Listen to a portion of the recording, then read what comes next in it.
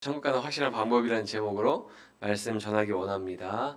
바울은 갈라디아 지역에 있는 교회 성도들에게 편지를 써서 보냈습니다. 왜냐하면 그들이 다른 복음을 따르는 일이 발생했기 때문에 그래요. 한번 우리가 읽어볼까요? 갈라디아서 1장 6절에서 7절 말씀에 보면 이런 말씀이 있습니다. 함께 읽을게요. 그리스도의 은혜로 너희를 부르신 이를 이같이 속히 떠나 다른 복음을 따르는 것을 내가 이상하게 여기노라. 다른 복음은 없나니 다만 어떤 사람들이 너희를 교란하여 그리스도의 복음을 변하게 하려 함이라. 아멘. 바울이 갈라디아 지역에 있는 교회들에게 편지를 쓴 거예요. 갈라디아 교회가 아니라 갈라디아 지역에 있는 교회들에게 편지를 썼는데 그 지역에 있는 사람들이 어떤 문제가 있었어요? 다른 복음을 따르는 일이 있었죠. 바울은 그래서 굉장히 이상하게 생각했는데 오직 하나님께 나아가는 길은 오직 예수 그리스도밖에 없죠. 하나님께 나아가는 다른 길을 우리에게 주신 게 없습니다.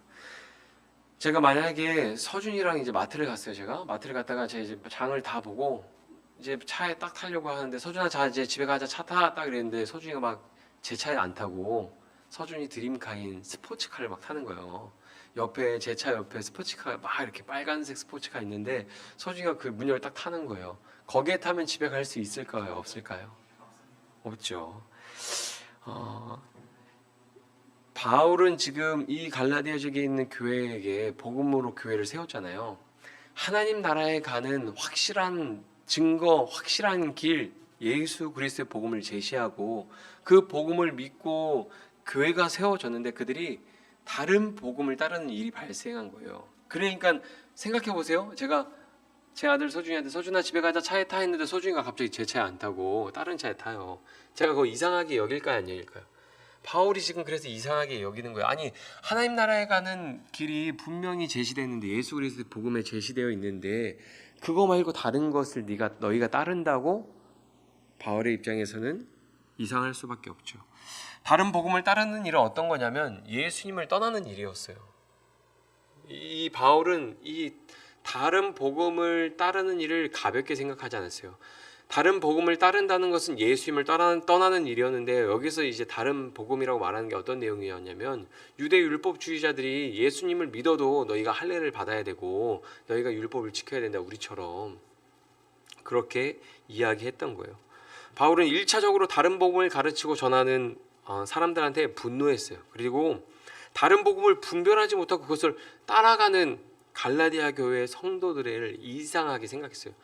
아니 사람들이 아무리 너희도 할례를 행하고 율법을 지켜야 되라고 한다고 해서 다 그걸 쫓아가고 따라간다고? 바울이 이해가 안 되는 거예요. 분명히 우리에게 구원을 주는 복음이 무엇인지를 선명하게 제시를 했는데 그걸 따라가는 모습을 이상하게 생각한 거죠. 갈라디아 3장 1절 오늘 본문에 보면 이렇게 말하고 있어요. 어리석도다. 갈라디아 사람들아 예수 그리스도께서 십자가에 못 박히신 것이 너희 눈앞에 밝히 보이거늘 누가 너희를 꾀더냐. 신앙생활을 할 때 우리를 신앙의 길에서 벗어나게 하는 요소들이 있어요. 외부적으로는 환난과 어떤 시험이 있고 내부적으로는 우리의 죄와 어떠한 그 불신들 그런 것들이 우리 신앙의 길에서 우리를 벗어나게 하고 때로는 교회 안에서 잘못된 가르침이 있죠. 잘못된 가르침이 우리를 참된 신앙의 길에서 벗어나게 해요.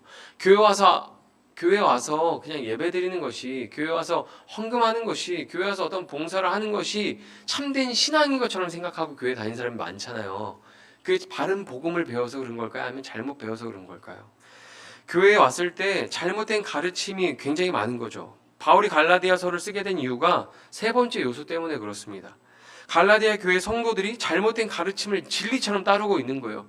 너희가 예수 그리스도의 복음을 믿느냐? 그럼 너희도 우리처럼 할례를 행하고 율법을 지켜야 돼. 다 우르르 거기 따라가는 거예요.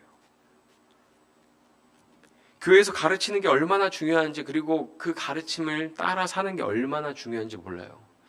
제가 올해 전도하다가 한 청년을 만났어요. 청년을 만나서 대화를 해봤는데 주일학교까지는 교회를 엄청 잘 다녔대요. 근데 그러다가 갑자기 초등학교 저학년 때 교회를 안 나가게 됐다 그래요. 그래서 제가 아니 어쩌다가 그렇게 되셨어요? 이렇게 여쭤봤더니 교회 같이 다니는 그 누나 때문에 교회를 나가게 됐는데 그 누나가 어느 날 갑자기 전도사님 설교를 듣더니 자기한테 이렇게 이야기했다는 거예요. 이제 교회 안 나와도 될 것 같아. 나 이제 그래서 교회 안 나올 거야. 그리고 교회를 안 나와서 자기도 그 누나가 교회를 안 나와서 자기도 안 나오게 됐대요. 예, 제가 도대체 그 내용이 뭐였는지 궁금하잖아요. 그렇죠? 어떤 내용을 들었길래. 그래서 제가 물어봤어요. 어떤 내용인지 기억나시면 좀 얘기 좀 해달라고. 그랬더니 이런 이야기였어요. 그 내용이 하나님은 기도하지 않아도 우리의 마음을 다 아십니다. 그리고 어디에서 기도하든지 하나님은 다 듣고 계십니다. 이 잘못된 내용은 없어요. 그렇죠? 근데 이 초등학교 저학년 한 3, 4학년 여자애가 여학생이 듣고선 하나님은 우리 마음을 다 아시는구나. 기도하지 않아도 되는구나. 기도는 교회 와서 해야 되는 줄 알았는데 교회에서 안 해도 하나님 우리 기도를 들어주시는구나. 그럼 나 교회 안 와야지. 그리고 교회 안 나오게 된 거예요. 그러니까 이 청년도 자기가 친한 누나가 교회 안 나오니까 자기도 그때부터 안 나간 거예요. 그렇게 20년 가까이 흐른 거예요. 이것은 하나의 예로 들은 이야기지만 실제로 교회 안에서 잘못된 가르침 때문에 하나님의 복을 누리는 길에서 벗어나게 할 때가 있죠. 실족하게 할 때가 있죠. 갈라디아서를 쓰게 된 이유도 이런 이유 때문이었습니다. 예수 그리스도의 복음에 다른 것을 추가해서 이게 진짜야 이렇게 가르치니까 바울이 갈라디아서를 쓰게 된 거예요. 오늘날 여전히 다른 복음이 존재합니까? 존재하지 않습니까? 교회 안에 다른 복음이 존재하는. 이단이나 사이비 종교는 완전 다르잖아요. 그렇죠? 우린 그걸 복음이라고 여기지도 않죠. 근데 교회 안에서 가장 위험한 것은 무엇이냐면 진짜 복음처럼 우리에게 다가오는 다른 복음이 위험한 거죠. 그 다른 복음이 여전히 오늘날 교회 안에도 존재하고 있죠. 그리고 그 복음을 교회에서 가르치고 있죠.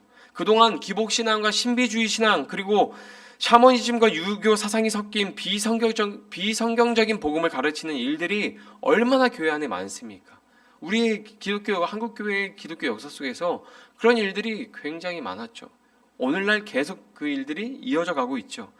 교회는 무엇인가 받으려고 나오는 곳이 아닙니다. 잘 생각해 봐야 돼요. 하나님께 경배를 드리고 그분의 은혜 앞에 내 것을 바치기 위해서 나오는 거예요. 구약의 제사는 제물을 바치는 것이었죠. 그렇죠? 재산을 늘리고 부귀영화를 누리기 위해서 구약에서 이스라엘 백성들이 하나님 앞에 제사를 드리지 않았어요. 제물을 갖다 바치지 않았어요. 그런 사람은 한 사람도 없습니다. 구약에서 이스라엘 백성들은 하나님께 제물을 바치고 죄 사함을 받고 계속 하나님 안에서 살아가는 복을 누렸어요. 교회에서 드려지는 예배는 죄를 용서해 주신 하나님의 은혜에 감사해서 자신의 모든 것을 하나님 앞에 바치는 시간이죠. 우리의 시간과 몸과 마음과 때로는 우리의 예물과 우리의 모든 것을 하나님 앞에 바치는 거죠. 로마서 12장 1절에서 이렇게 말하잖아요. 그러므로 형제들아 내가 하나님의 모든 자비하심으로 너희를 권하노니 너희 몸을 하나님이 기뻐하시는 거룩한 산 제물로 드리라. 이는 너희가 드릴 영적 예배니라. 교회는 우리가 어떠한 복을 받기 위해서 어떠한 재산, 어떠한 건강의 복, 어떠한 재물의 복, 어떠한 것을 받고 이 땅에서 부귀영화를 누리기 위해서 나오는 것이 아니잖아요. 하나님 앞에 우리가 예배드리기 위해서 나오는 것이죠. 복음에 대한 이해가 잘못되고 구원에 대한 이해가 잘못되면 하나님께 온전한 예배가 드려지지 않고 교회는 병들게 됩니다. 그러면 어떤 일이 발생할까요? 복음에 대한 이해, 구원에 대한 이해가 잘못되고 교회가 병들게 되면 어떤 일이 발생하게 될까요? 교회라고 말하지만 하나님을 예배하는 곳이 아니라 강도의 소굴이 되는 거예요. 자기 욕망을 이루는 어떠한 그런 모임들이 되어져 가는 거죠. 갈라디아서 3장 1절 오늘 본문에 이렇게 이야기하죠. 어리석도다 갈라디아 사람들아 누가 너희를 꾀더냐. 그러면서 뭐라고 말해요? 예수 그리스도께서 십자가에 못 박히신 것이 너희 눈앞에 밝히 보이거늘. 구원의 복음이 너희 눈앞에 밝히 보이지 않냐. 예수 그리스도의 십자가 죽음을 너희가 알지 않냐. 이렇게 말하는 거예요. 인간이 율법으로 의롭게 되고 구원을 얻는 방법이 있었다면 생각해 보세요. 율법을 지킴으로 의롭다함을 받고 구원을 얻을 수 있었다면 예수님은 십자가에서 죽지 않으셨을 겁니다. 왜 죽어요? 아니 마지막 날 밤에 이 잔을 내게서 옮겨주시옵소서라고 하면서 하나님한테 애원하지 않으셨을 거예요. 왜요? 충분히 인간이 율법을 지키고 의롭다함을 받을 수 있다면 구원을 받을 수 있고 하나님의 자녀가 되고 하나님 나라에 갈 수 있다면 예수님 굳이 십자가에서 안 죽으셔도 되잖아요. 바울이 그래서 말하는 거예요. 예수 그리스도께서 십자가에서 못 박히신 것이 너희 눈에 밝히 보이지 않았냐? 너희가 그 십자가 복음을 듣지 않았냐? 하나님이 주시려는 복이 재물이었으면 예수님께서 오병이어의 기적을 일으키셨던 것처럼 사람들의 재산을 엄청 불려주셨을 거예요. 잘 보세요. 오병이어잖아요. 보리떡 5개와 물고기 2마리, 어린아이 가져온 그 도시락을 가지고 성인 남자 5,000명이 배부르게 먹었어요. 보세요. 보리떡 5개와 물고기 2마리로 하루 종일 예수님 따라다니다가 배고픈 사람들이 그거 하나 먹고 배가 부르겠어요? 배부르려면 그걸 몇 세트를 먹어야 될 거 아니에요. 근데 거기에다가 어린아이와 여자는 개수가 되지 않았어요. 그래서 보통 2만 명의 사람들이 당시에 배부르게 먹고 12바구니가 남았다는 게 보편적인 이야기잖아요.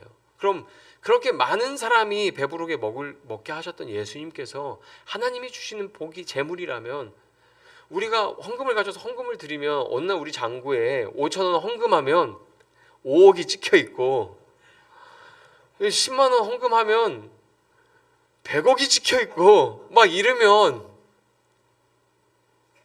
되는 그런 거잖아요. 예수님 굳이 십자가에서 안 죽으셔도 되는 거잖아요. 하나님이 우리에게 주시려는 복이 재물이면 그렇다는 거죠. 우리의 재산을 그냥 십자가에서 죽으시지 않으셔도 우리의 재물을 불려주실 수 있어요.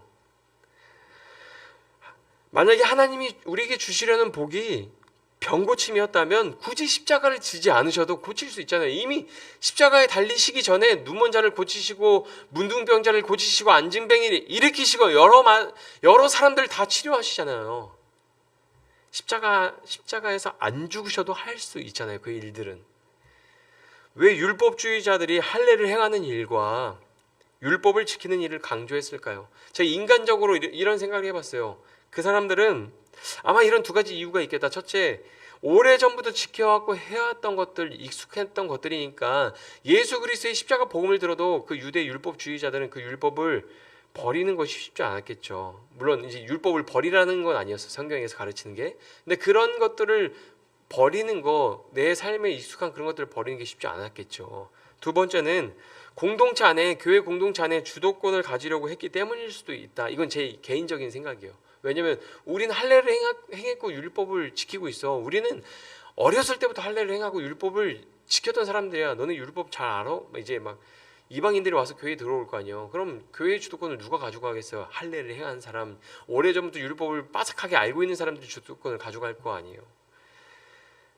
인간적으로 생각하면 이런 이유 때문이지 않을까, 그런 생각을 해보는데, 제가 설교를 준비하다가 확실한 이유를 알았어요. 이건 제 개인적인 견해고, 확실한 이유는 무엇이었냐면 유대 율법주의자들은 하나님께 복을 받는 방법이었다고 생각을 한 거예요. 할례를 행하고 율법을 지키는 행위가 하나님께 복을 받는 방법이라고 생각을 했던 거예요. 어떻게 생각을 했냐면 율법을 잘 지키고 가르치고 행하는 것이 하나님의 나라를 오게 하는 것이라고 믿었던 거예요.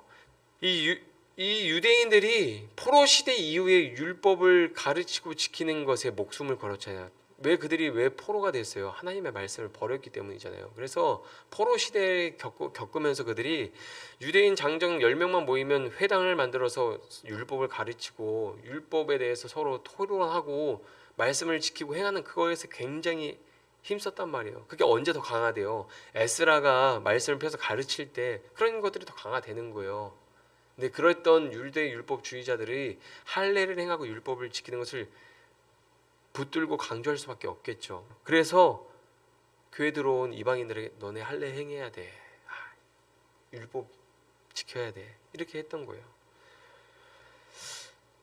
바울은 다른 복음을 따르는 건 우리를 위해서 십자가에서 죽으시고 다시 살아나신 예수님을 떠나는 일이라고 말을 하죠. 그거 아니야.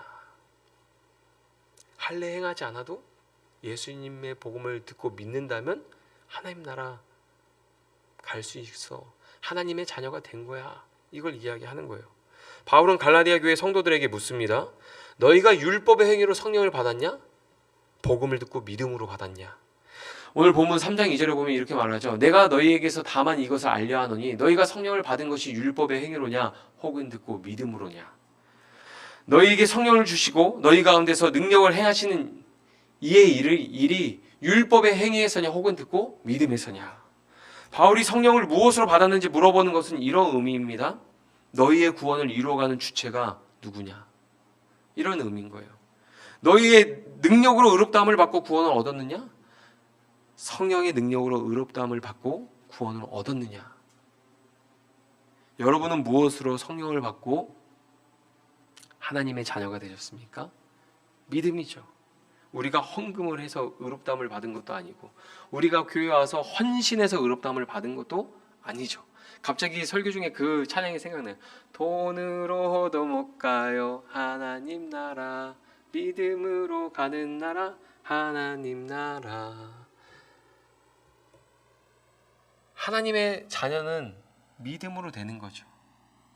우리의 어떠한 율법을 잘 지키는 경건한 생활을 잘하는 그런 신앙적인 행위로 우리가 의롭다함을 얻고 성령을 받는 게 아니죠. 바울은 지금 그걸 이야기하고 있는 거예요.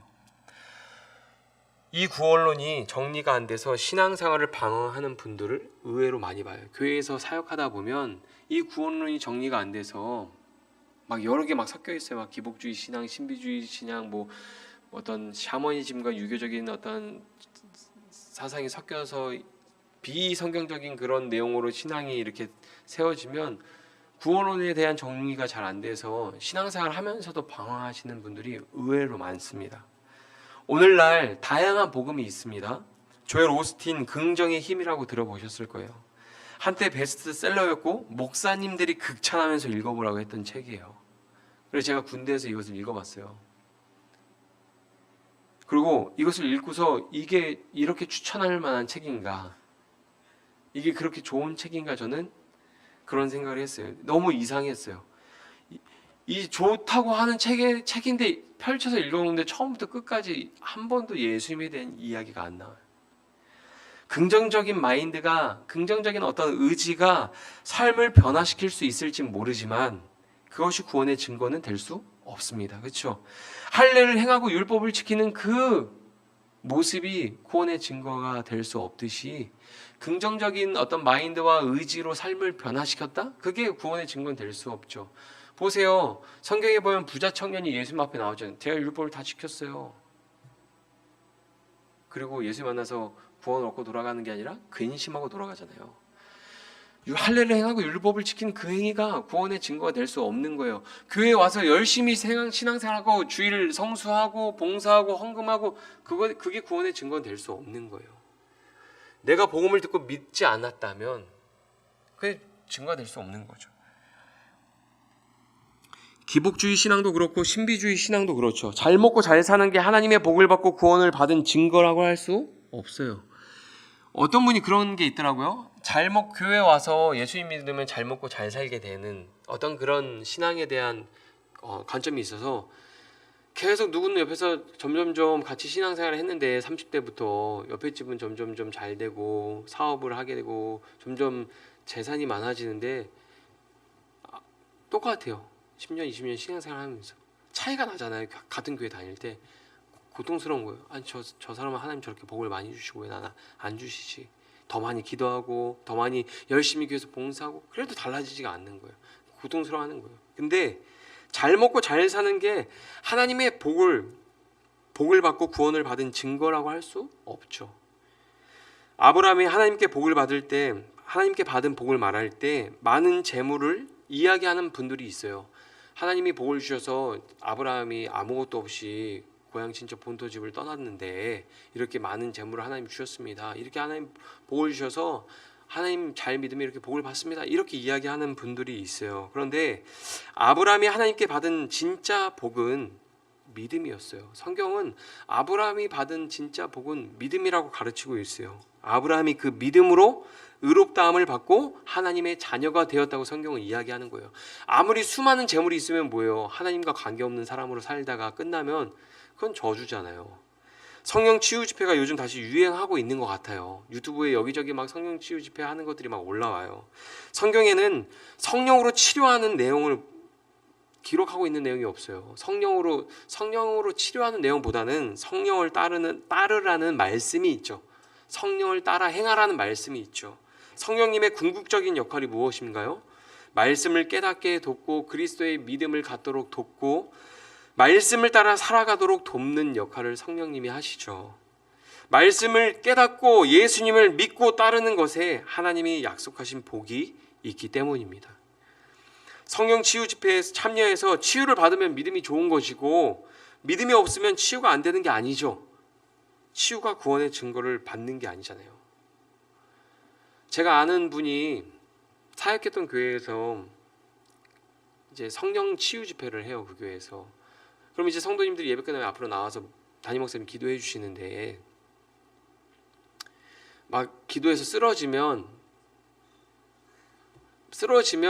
성령님이 임재했다 그러고 믿음이 좋다 그래요. 근데 기도할 때 안 쓰러지잖아요. 저주를 받아요. 믿음이 없어서 성령이 역사하지 않는다라고 이야기를 해요. 그럼 그 교회에서 신앙생활 하는 동안 어떻게 해야 돼요? 기도받을 때 쓰러져야 돼요. 왜요? 믿음 없는 사람 되기 싫거든요. 바울은 예수 그리스도의 복음에 할례를 행하는 것과 율법을 지키는 것을 추가한 다른 복음으로부터 예수님의 복음을 변증하고 있습니다. 오늘 본문 6절에서 9절에는 아브라함의 믿음을 이야기하고 있어요. 왜 아브라함의 믿음에 대해서 이야기하냐면 아브라함이 가장 먼저 할례를 이제 받고 이제 그 이야기를 하는 존재니까 아브라함에 대해서 이제 이야기하고 있는데 아브라함은 믿음으로 의롭다함을 받았고 이때는 할례를 받기 전이었어요. 그러니까 할례가 먼저가 아니라 믿음이 먼저였다는 것을 지금 바울은 이야기하고 있는 거예요. 바울은 구원으로 가는 길, 구원으로 들어가는 문은 오직 예수 그리스도 한 분이다. 이것을 지금 이야기하는 거예요. 갈라디아서 3장 6절에서 9절 말씀 같이 읽어볼까요? 시작. 아브라함이 하나님을 믿음에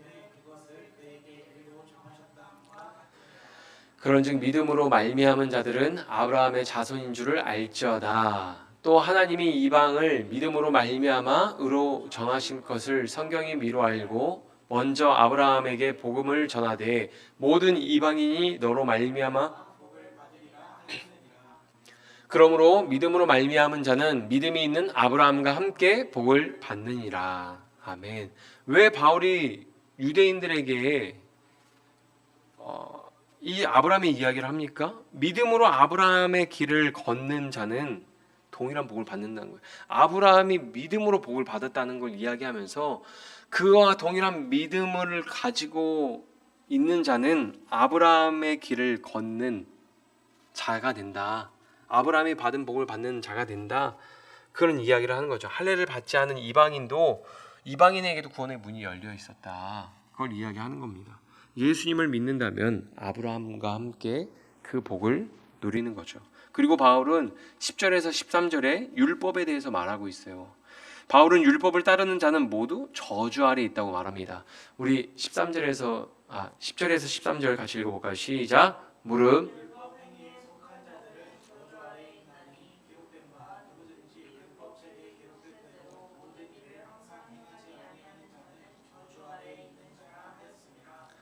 또 하나님 앞에서 아무도 율법으로 말미암아 의롭게 되지 못할 것이 분명하니 이는 의인은 믿음으로 살리라 하였음이라. 율법은 믿음에서 난 것이 아니니 율법을 행하는 자는 그 가운데서 살리라 하였느니라.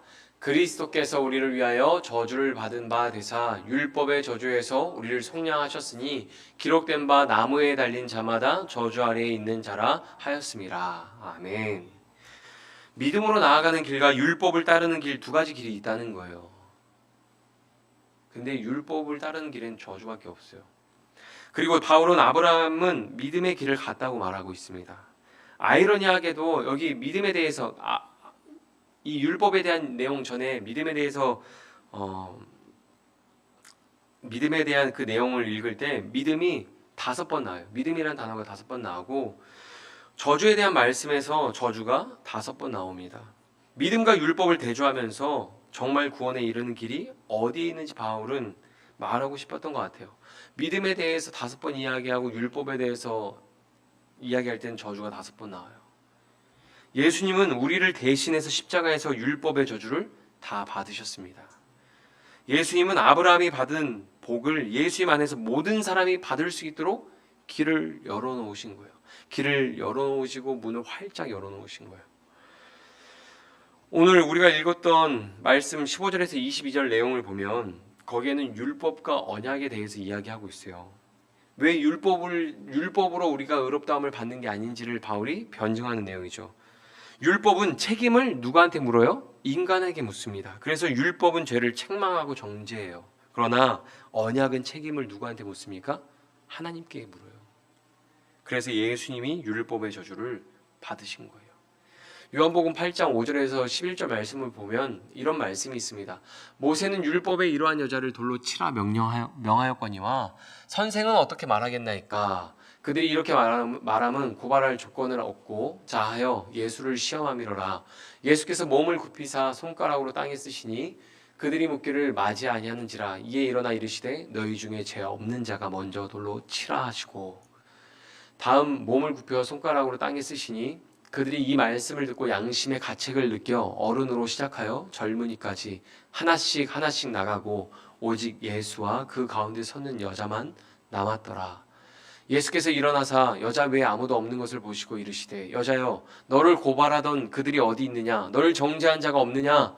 대답하되 주여 없나이다. 예수께서 이르시되 나도 너를 정죄하지 아니하노니 가서 다시는 죄를 범하지 말라 하시니라. 아멘. 율법은 뭐라고 말합니까? 돌로 치라고 말하죠. 죄를 정죄하죠. 근데 예수님은 어떻게 말해요? 나도 너를 정죄하지 않으니 다시는 가서 죄를 범하지 말라. 이렇게 말씀하시죠. 예수님께서 왜 가늠한 여인을 정죄하지 않으셨습니까? 그 죄의 저주를 예수님이 십자가에서 감당하셨기 때문이에요. 세상 죄를 짊어진 어린 양으로 이 세상에 오셨기 때문에 예수님이 정죄하지 않는 거예요. 갈라디아서 3장 21절 22절 말씀 같이 읽어볼까요?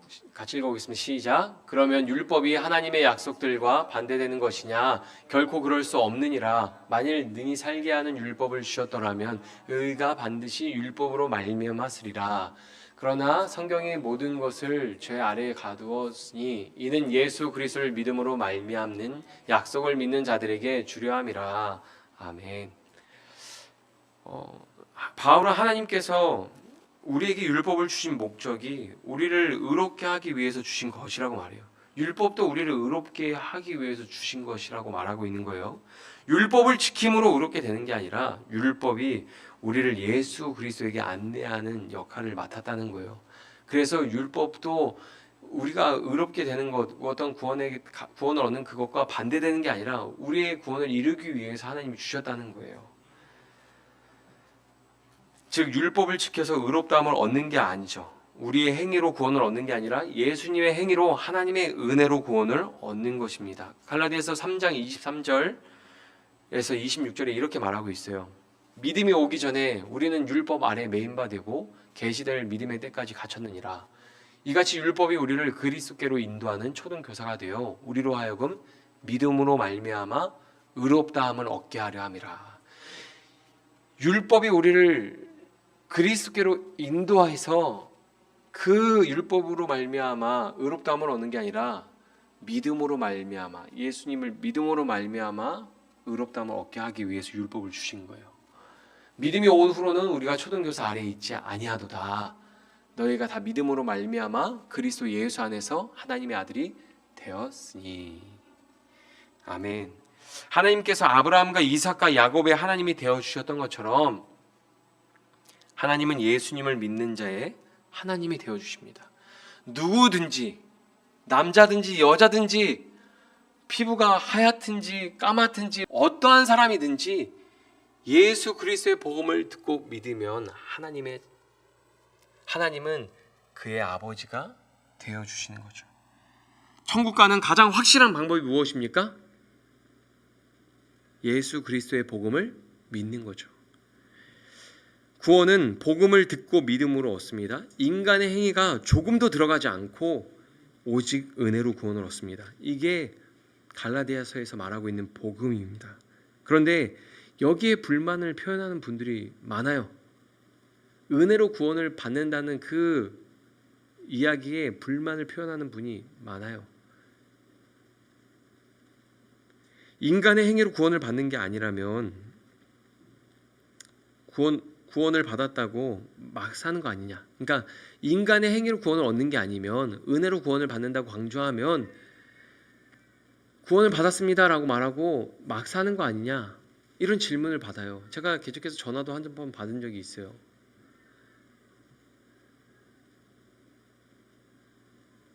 그냥 그분들은 복음을 모르기 때문에 막 사는 거예요. 복음을 모르기 때문에 막 사는 거예요. 내가 구원의 은혜를 받았으니까 난 구원받았네. 난 이제 자유해. 그리고 막 사는 건 복음을 모르기 때문에 그래요. 은혜를 강조해서 그런 게 아니고 복음을 모르기 때문에 그런 거예요.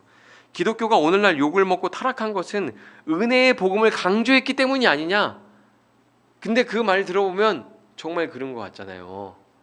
기독교가 타락하고 변질된 이유가 은혜의 복음을 강조하고 어떤 행위로 구원을 얻는다 그런 말을 안 하고 하니까 사람들이 겁도 안 먹고 두려워하지도 않고 나 구원받았어. 하나님 은혜야. 하나님 아버지 은혜 감사합니다 하면서 막 세상에 나가서 막 살고 기독교가 그렇게 타락하고 욕먹게 된 거 아니냐? 이렇게 이야기하는 분들이 있어요. 이 갈라디아서에서 나오는 복음을 불쾌하고 불편해하는 분들이 있다는 거예요. 교회 안에도. 근데 저는 거기에 이렇게 답하고 싶어요. 아닙니다. 은혜의 복음을 강조했기 때문이 아니라 복음이 강조되지 않았기 때문에 그런 거예요. 복음에 다른 게 섞이니까 맛을 잃고 힘을 잃어버려서 그렇습니다. 여러분, 복음은 예수님을 믿으면 천국에 간다는 확신을 갖게 하는 게 아니에요. 보세요. 복음은 이런 거예요. 복음을 내가 듣고 믿었잖아요. 그렇죠? 복음은 나는 이제 구원받았다. 하나님의 자녀가 되었네. 라는 확신을 갖게 하는 게 아니에요. 하나님 나라의 통치가 내 삶에 실현되는 거예요. 예수 그리스도의 복음을 듣고 내가 믿었으면 이제는 내 삶에서 하나님의 통치가 시작되는 거예요. 그럼 내 삶이 어떻게 될까요? 변화되는 거죠. 율법을 따르는 자들은 항상 자기 행위를 자랑합니다. 그렇죠? 대표적으로 신약 성경에 나오는 바리새인들과 종교 지도자들의 모습을 생각해 볼 수 있죠. 이들은 율법을 굉장히 가르치고 지키는 것에 굉장히 강조했잖아요. 근데 이들이 어땠어요? 자기를 자랑하잖아요. 내가 얼마나 성경을 알고 있는지, 얼마나 내가 헌금을 하는지, 얼마나 내가 금식을 하고 기도하는지 자랑하잖아요. 다 자기 자랑이에요. 그러나 예수 그리스도의 복음으로 구원을 얻은 사람은 자기를 자랑하지 않습니다. 오히려 자기의 연약함을 고백해요. 자기의 약함을 자랑하고 하나님의 은혜를 자랑합니다. 복음을 듣고 믿음을 가진 사람들은 그렇게 되는 거예요. 율법 아래에 있는 사람들은 저주 아래에 있고 자기를 자랑하지만 복음으로 구원을 얻은 사람들, 은혜 아래에 있는 사람들은 절대 자기를 자랑하지 않아요. 하나님의 은혜를 자랑하죠. 바울이 어떤 사람입니까? 세상적으로는 자랑할 게 많은 사람이었죠. 그의 학벌이나 신분이나 재산 등 하나도 부족한 게 없는 사람이었어요. 그러나 그가 진리를 깨닫고 그리스도를 영접하고 완전히 다른 사람이 되었죠. 그가 율법을 몰랐던 사람이 아니에요. 율법을 알았지만 예수님을 몰랐어요. 근데 예수님을 알고 그의 모든 성경적인 지식이 꿰어 맞춰지면서 그의 삶이 변하게 되는 거죠. 오직 복음, 오직 은혜로 구원을 받는다고 말하는 바울이, 오직 은혜, 오직 복음으로 구원을 얻는다고 가르치는 바울이 완전 삶이 바뀌잖아요. 앞에서 제가 말씀드렸죠. 은혜만 강조하면 삶을 막 사는 거 아니냐. 은혜의 복음이 기독교의 타락을 가져온 거 아니냐. 불피하는 사람들이 있다 그랬잖아요. 근데 복음을 제대로 듣고 믿는 사람은 이렇게 바뀌는 거예요. 바울처럼. 바울이 은혜의 복음을 말하잖아요. 근데 바울의 삶이 안 변했어요? 완전히 변했잖아요. 복음을 믿고 구원의 은혜를 입은 사람들은 신앙생활을 할수록 자기 자랑, 자기 행위를 버리게 됩니다. 내가 무엇인가 할 수 있다는 생각과 점점 멀어지게 돼요. 이게 신앙생활하면서 우리에게 오는 고통이죠. 내가 무엇인가 할 수 있다는 생각과 점점 멀어져요. 그리스도 안에서 점점 내 약함과 죄가 드러나기 때문이죠. 바울은 예수님을 영접하고 복음 사역을 하면서 그것을 경험했고 그의 입술로 고스란히 고백합니다. 바울이 예수님을 만난 시기 대충 이제 확인해 보면 AD 35년쯤으로 이제 이야기하는 것 같아요. 근데 이제 AD 55년쯤에 기록한 고린도 전서를 보면 그가 이렇게 고백해요. 그러나 내가 나된 것은 하나님의 은혜로 된 것이니 내게 주신 그의 은혜가 헛되지 아니하여 내가 모든 사도보다 더 많이 수고하였으나 내가 한 것이 아니요 오직 나와 함께 하신 하나님의 은혜로라. 아멘. 바울이 예수님을 만나고 대략 한 20년이 지난 후에 고백하는 게 뭐예요? 자기 자랑이 있어요, 없어요? 하나도 없잖아요. 내가 나 된 것은 하나님의 은혜입니다. 내가 다른 사람보다 더 많이 수고할 수 있는 것, 이것도 하나님의 은혜입니다. 은혜를 찬양하고 은혜를 자랑하잖아요. 시간이 다 지나서 AD 57년쯤 기록된 성경에 이렇게 기록해요. 오라 나는 공고한 사람이로다. 이 사망의 몸에서 누가 나를 건져내랴. 그리스도의 은혜를 깨달았지만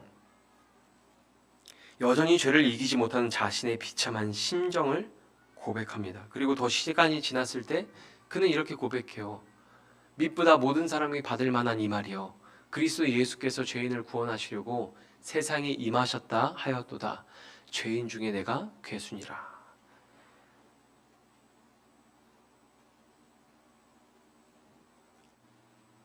은혜 아래 살고 있잖아요.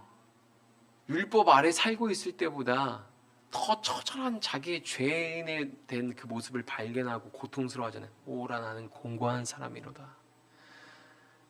비참한 자신의 심정을 고백했는데 시간이 지나서 뭐라고 고백해요? 아, 내가 죄인 중에서 가장 악한 사람이었구나. 그리스도인을 핍박하던 바울이 예수님을 영접하고 그분의 은혜를 누리면서 점점 자신에게 구원을 이룰 능력도 없고 의지도 없다는 것을 깨닫고 하나님의 은혜를 고백하게 되죠. 더 진정하게, 더 고백하게 되죠. 이게 복음의 능력인 거예요. 예수 그리스도가 가르치고 전파했던 복음이 이런 결과를 가지고 오는 거죠. 바울은 그 은혜로, 그 복음으로 얻은 은혜로 변화된 삶을 살아갑니다. 예수님을 닮아갑니다. 자아 실현을 추구하던 삶에서 하나님의 통치가 실현되는 그 새 삶으로 완전히 바뀌게 되죠. 이게 율법을 지켜서 되는 거예요. 우리 의지로 되는 거예요. 복음을 듣고 믿음으로 되어지는 거죠. 율법은 우리를 변화시킬 수 없습니다. 그러나 예수님의 십자가 사랑은 우리를 변화시킵니다. 죄로 인해서 천국에 갈 수 없는 우리의 길이 되어주신 그 은혜에 합당한 삶을 갈망하게 만들죠. 천국 가는 확실한 방법은 믿음입니다. 믿음에 있어요. 하나님이 우리에게 주시기 원하시는 복은 믿음입니다. 믿음을 선물로 받으면 다 받은 거예요. 그 믿음으로 의롭다함을 받고 성령도 받는 것입니다. 하나님의 자녀된 그 권리도 누리는 거예요. 참된 믿음은 우리를 날마다 변화시킵니다. 오직 예수 그리스도 한 분으로 만족하고 기뻐하는 삶을 살아가게 합니다. 믿음을 주신 하나님께 감사하며 믿음으로 신앙과 삶의 일치를 이루며 하나님의 나라를 누리며 살아가시기를 축복합니다. 여러분, 그 복음을 듣고 믿었잖아요. 우리는 이 땅에서 하나님의 통치가 실현되는 거예요. 우리 삶에서 하나님의 나라를 경험하는 거예요. 그러면서 우리의 신앙과 삶이 일치를 이루어가면서 하나님의 통치를 경험하면서 열매를 맺는 거죠. 하나님의 나라를 살아가는 그러한 삶이 참된 믿음으로 하나님의 나라를 살아가는 그런 삶이 되시기를 축복합니다. 제가 우리 같이 기도하기 원합니다.